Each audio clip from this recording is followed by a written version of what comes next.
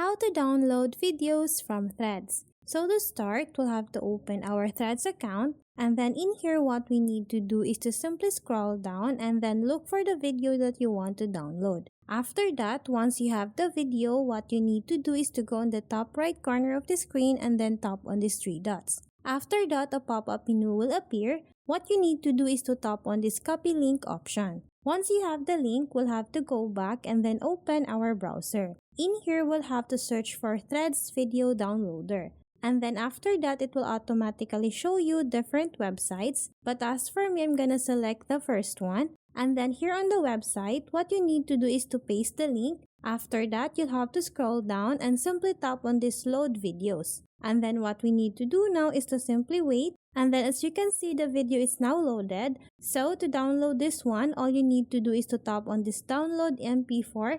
And then you can select on this too. You can either download the video for HD quality, and then you can also download it for 80 by 1920. So that's how easy you can download videos from Threads. Thanks for watching, and if you find this video helpful, please don't forget to subscribe, hit the like button and then the notification bell so you won't miss any of our future videos. See you on the next one.